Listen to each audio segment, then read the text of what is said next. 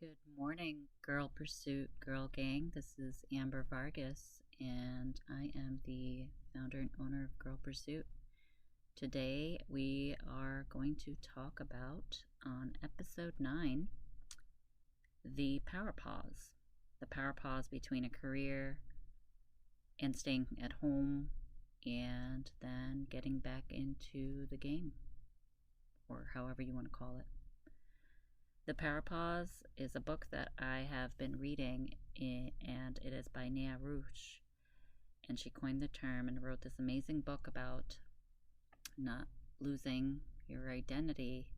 It's just a pause by staying at home and raising your family, either by choice or by need.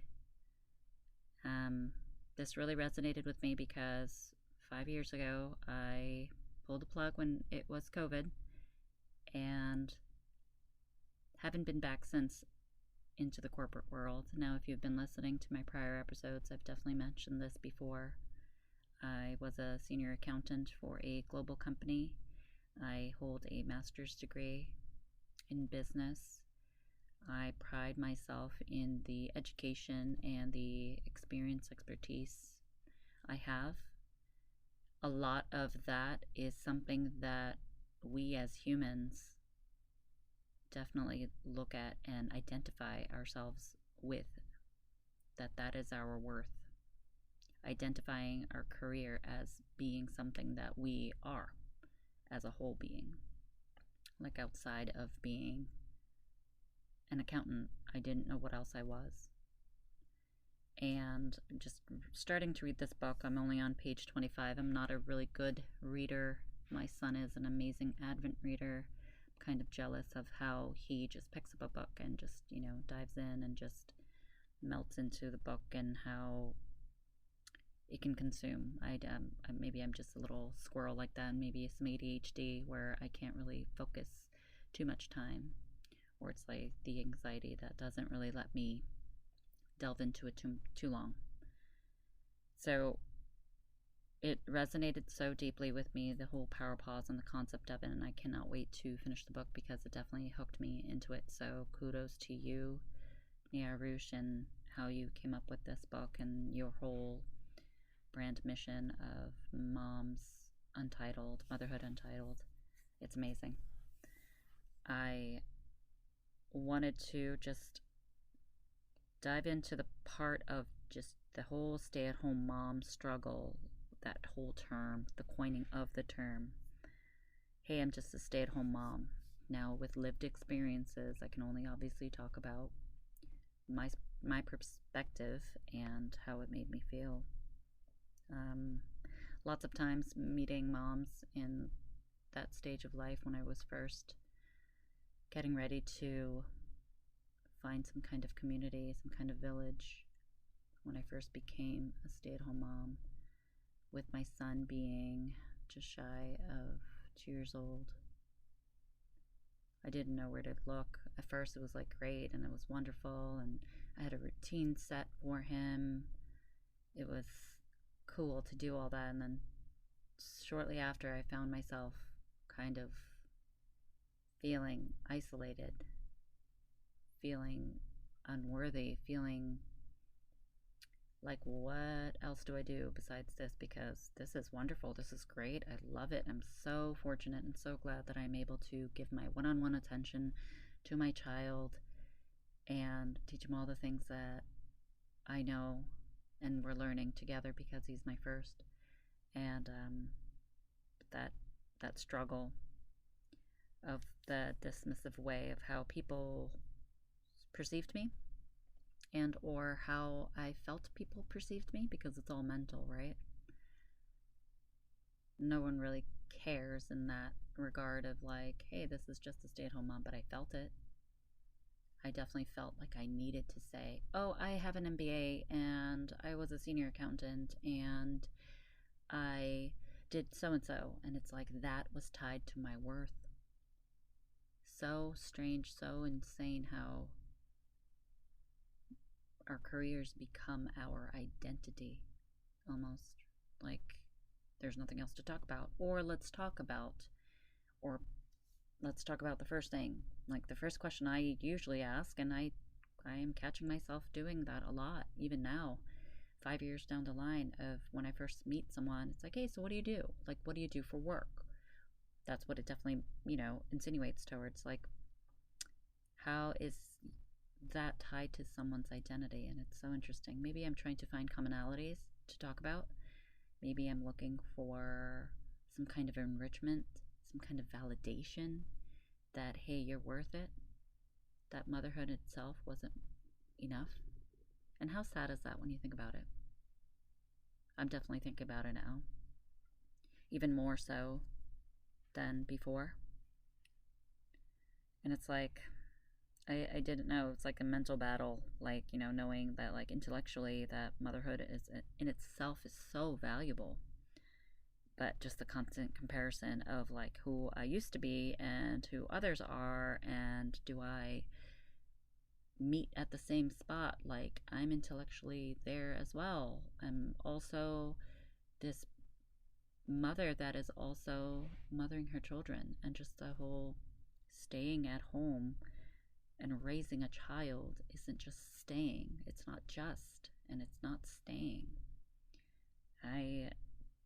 It's been quite interesting just to see how this is all evolving, and it's coming full circle, because starting Girl Pursuit is literally reclaiming that self-worth of, like, there's so much more to me.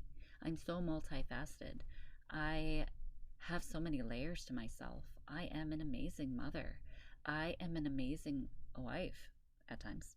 The husband would say, I'm an amazing daughter. I'm an amazing sibling. I'm an amazing friend. And I also can be an amazing coworker. I have been. And it's just so interesting how throughout our seasons of life, and the season that I'm in right now, and the people that I'm speaking to right now that I hope I can resonate to, are those stay-at-home moms that are transitioning from that full-time role of raising your children and or having a career, being an entrepreneur, being a mompreneur, and holding it down in their work-life balance. And it's like, it's been so intriguing, interesting, and I don't know how else to feel but to feel vulnerable and feel like I need to share my lived experiences with y'all, because there is so much more value and worth in speaking about these things, so then someone else can feel, someone like you that I'm speaking to can feel, hey, I'm not alone, and I am not less worthy. I am worthy. I am an amazing human being. I am worth saying that, yes, I have taken a power pause to raise my children, to do life with my children, because either I'm fortunate enough to do it, or I have the need to do it because childcare costs are so much more than what I would make if I had to go to work, and it made no sense, and I pulled the plug. And I feel you, I see you, I hear you. You are not alone.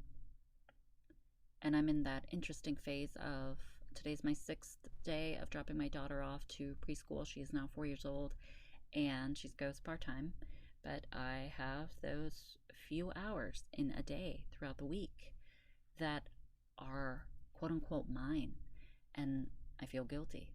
I feel like I need to get something done. I'm like, my mind is racing, like, Amber, what are you going to do to financially contribute? What is it that you're going to make happen?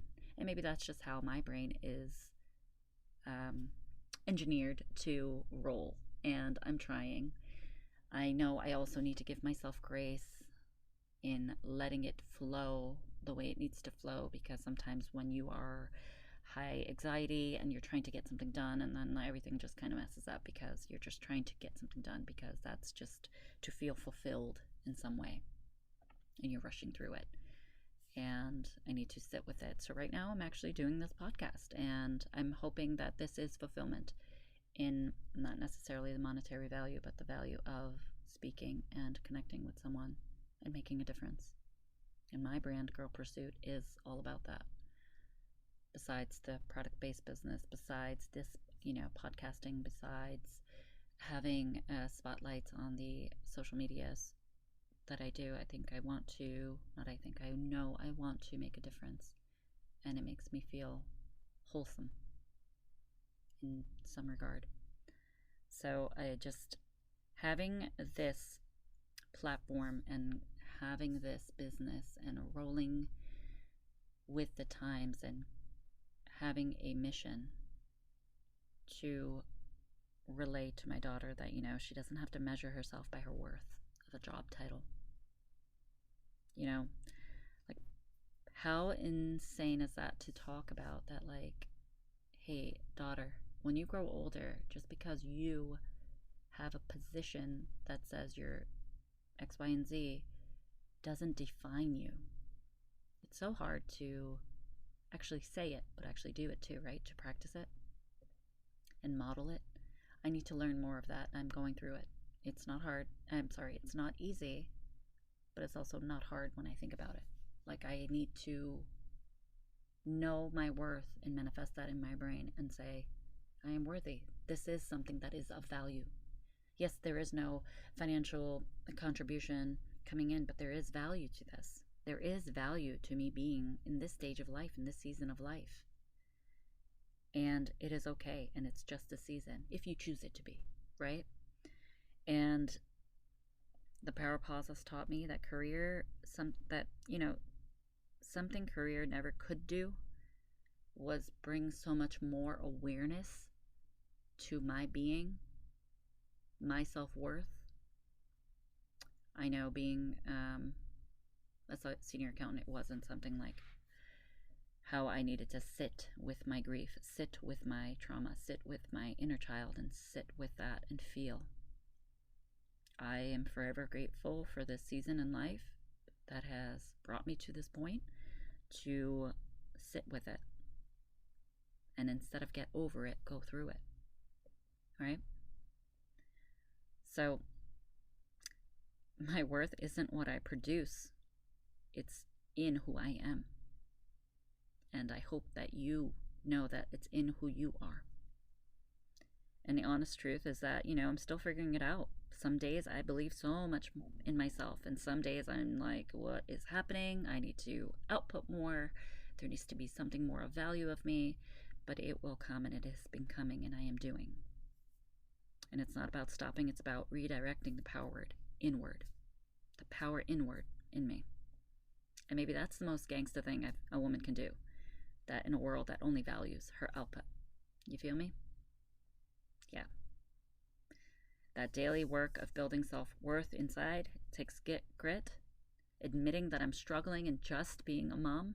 That word just, quote unquote. That's gutsy AF. And yeah, the Power Pause isn't about stopping. I hope to be of value and of some kind of connection and resonation to a fellow mama out there that has taken a pause or is toying with the concept of taking a pause. Do it if your heart feels it's right to do. Do it because they won't be so young for so long more. I yearned for this time. Y'all, when I tell you I yearned for this, I didn't know that I was gonna get out of that black hole I was in. It's the only way I can describe it.